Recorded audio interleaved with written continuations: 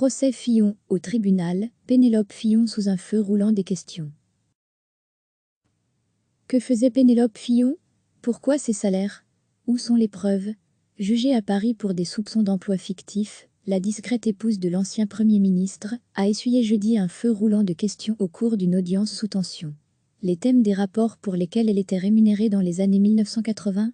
C'est mon mari qui en décidait, dit-elle, droite à la barre du tribunal correctionnel. L'argent? Mon mari. Un passage temporaire à mi-temps? Mon mari aussi. Sous le regard de François Fillon, Pénélope Fillon encaisse la salve de questions du tribunal et du parquet national financier, PNF, qui cherche à savoir si elle a réellement exercé auprès de lui le travail d'assistante parlementaire ou si les Fillon ont détourné plus de 400 000 € d'argent public entre 1998 et 2002, puis 2012 et 2013. Le tribunal remonte au début de la carrière politique de François Fillon, propulsé député dans la Sarthe en 1981 à 27 ans. Pénélope Fillon, 64 ans, serre tête noire dans ses cheveux argent, raconte avoir joué dès le début le rôle de relais entre son époux et les habitants. Pour ses premiers pas dans la Sarthe, cette Gallois diplômée de lettres est rémunérée par son mari pour des études ponctuelles aux intitulés parfois nébuleux. L'aménagement du bocage sabolien, de Sablé-sur-Sarthe, NDLR, études générales, organisation de secrétariat, ces rapports n'ont pas été retrouvés. Les contrats de travail correspondants, si. Pourquoi? Demande la présidente, Nathalie Gavarino. Les rapports, je les ai donnés à mon mari, assure Madame Fillon, voix posée, léger accent britannique.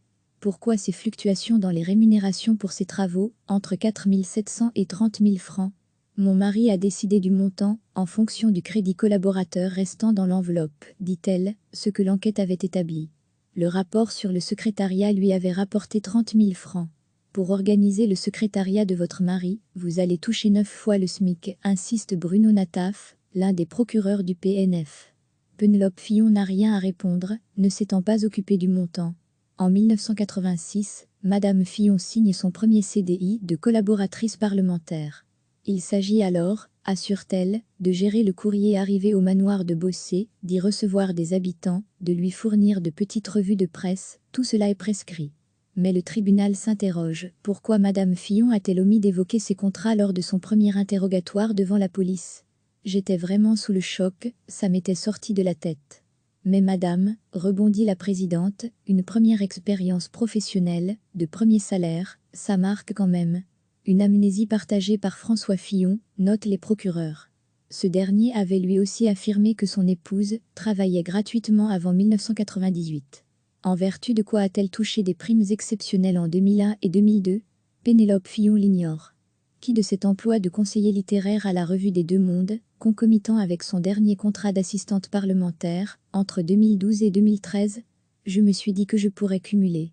La présidente relève que Madame Fillon était par ailleurs, pendant tout ce temps, très impliquée dans la gestion familiale.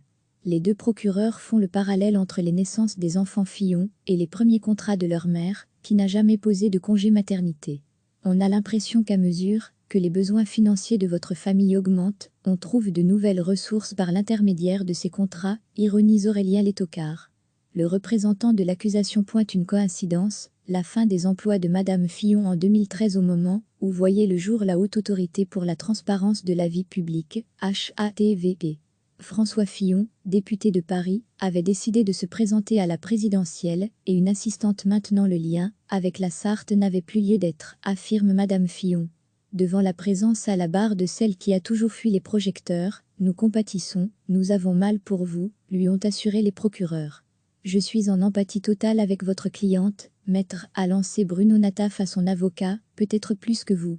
Tollé sur les bancs de la défense, grondement de François Fillon. Le procès est prévu jusqu'au 11 mars. Recevez chaque matin l'essentiel de l'actualité. Cliquez sur s'abonner pour recevoir les dernières nouvelles.